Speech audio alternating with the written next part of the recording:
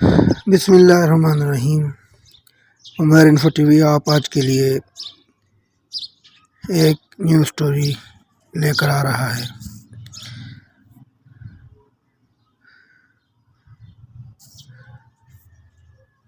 آج ہم بات کریں گے شداد اور اس کی جنت کا انجام۔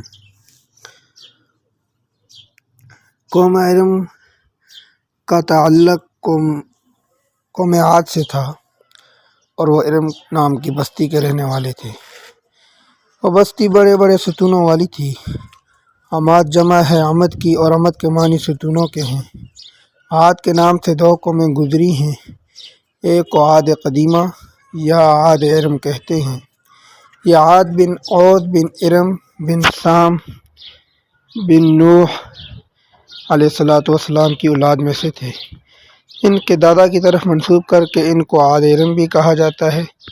اپنے شہر کے نام سے بھی انہوں نے اپنے دادا کے نام پر رکھا تھا اور ان کا وطن عدن سے متصل تھا۔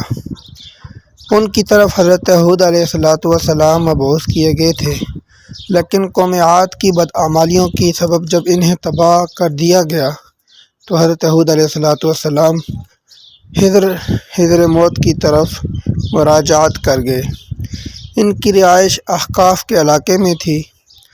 حضرت ہود علیہ السلام کی وفات یہیں پر ہوئی۔ احقاف میں بسنے والی اس قوم نے بہت ترقی کی۔ اللہ تعالیٰ نے اس قوم کو غیر معمولی قد و قامت اور قوت عطا فرمائی تھی۔ ان میں سے ہر شخص کا قد کم از کم 12 گز کا ہوتا تھا۔ طاقت کا یہ حال تھا کہ بڑے سے بڑے پتھر جس کو کئی آدمی مل کر بھی نہیں اٹھا سکے، ان کا ایک آدمی ایک ہاتھ سے اٹھا کر پھینک دیتا تھا۔ یہ لوگ طاقت و قوت کے بل بوتے پر پورے یمن پر قابض ہو گئے۔ اس قوم کے دو بادشاہ خاص طور پر ان میں بہت جاہ و جلال والے تھے۔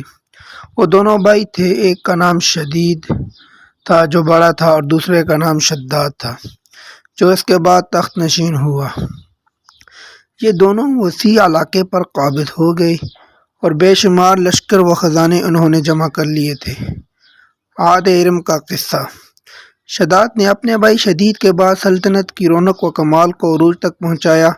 دنیا کے کئی بادشاہ اس کے باج گزار تھے۔ اس دور میں کئی بادشاہ میں اتنی جرأت و طاقت نہیں تھی کہ اس کا مقابلہ کر سکے۔ اس تسلط اور غلبہ نے ان کو اتنا مغرور و متکبر کر دیا تھا کہ اس نے خدائی کا دعویٰ کر دیا۔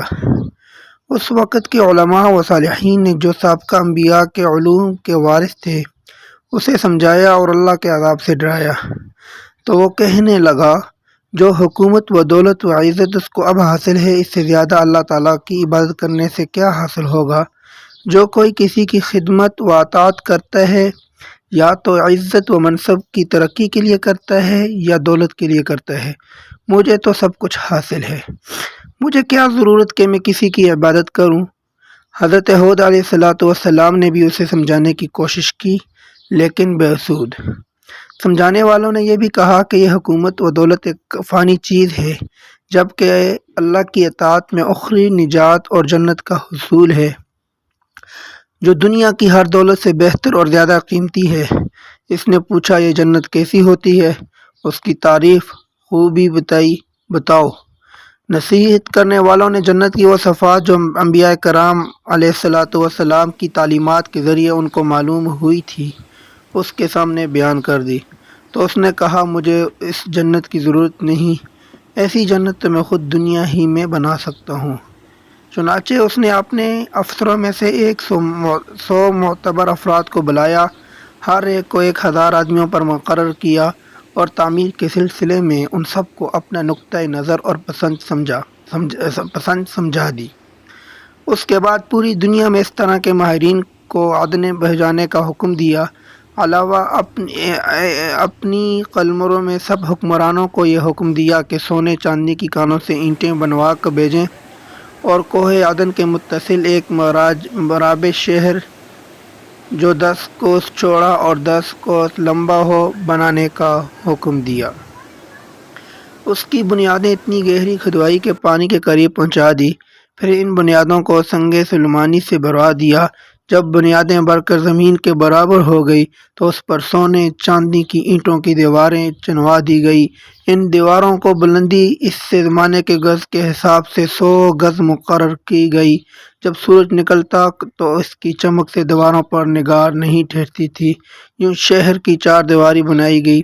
اس کے بعد 4 دیواری کے اندر 1000 محل تعمیر کیے گئے۔ ہر محل 1000 ستونوں والا تھا۔ ہر ستون جوہرات سے جڑاؤ کیا ہوا تھا۔ پھر شہر کے درمیان میں ایک نہر بنائی گئی اور ہر محل میں اس نہر سے چھوٹی چھوٹی نہریں لے جائی گئی۔ ہر محل میں حوض اور فوارے بنائے گئے۔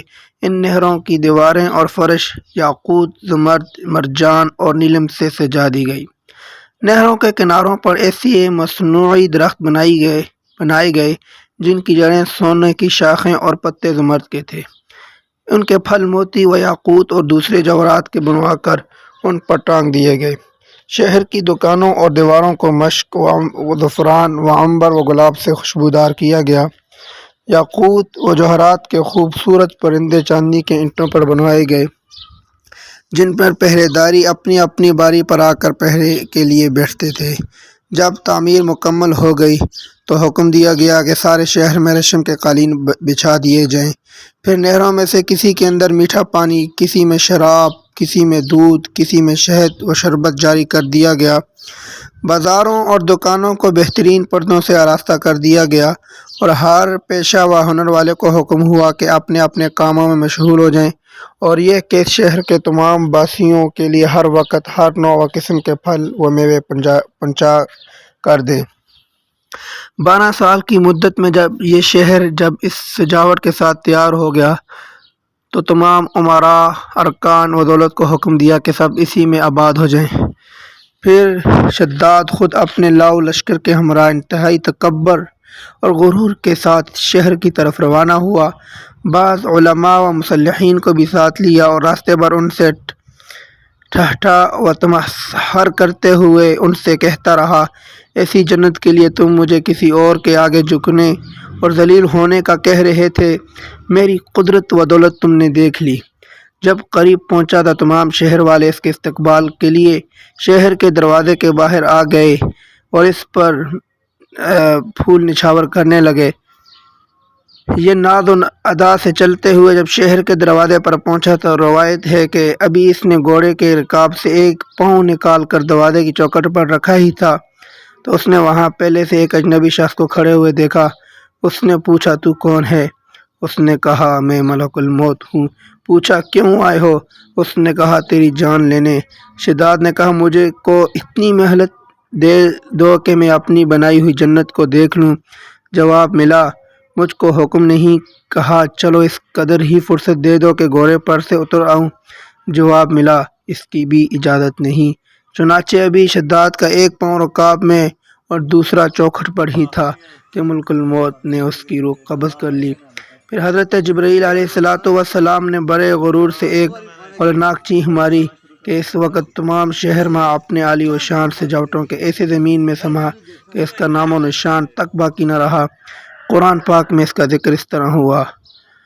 ترجمہ، وہ جو ارم والے تھے، بڑے ستونوں والے، اور شہروں سے اس کی مانند کوئی شہر شاندار نہ تھا۔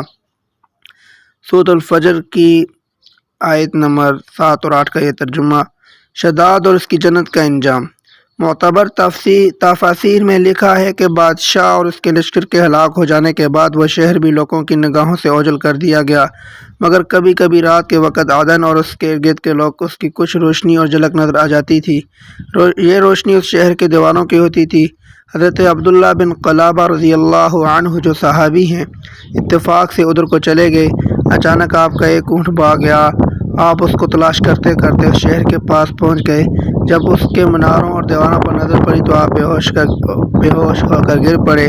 جب ہوش آیا تو سوچنے لگے کہ اس شہر کی صورتحال تو ویسی ہی نظر آ رہی ہے جیسے نبی کریم صلی اللہ علیہ وسلم نے ہم سے شداد کی جنت کے بارے میں بیان فرمائی تھی۔ یہ میں خواب دیکھ رہا ہوں یا اس کسی حقیقت سے بھی کوئی تعلق ہے؟ اس کفیت میں سے اٹھ کر وہ شہر کے اندر گئے۔ اس کے اندر نہریں اور درخت بھی جنت کی طرح تھے، لیکن وہاں کوئی انسان نہیں تھا۔ آپ نے وہاں پڑے ہوئے کچھ جوہرات اٹھائے اور واپس چل دیے۔ وہاں سے وہ سیدھا اس وقت کے دارالخلافہ دمشق میں پہنچے۔ حضرت امیر معاویہ رضی اللہ تعالیٰ عنہ وہاں موجود تھے۔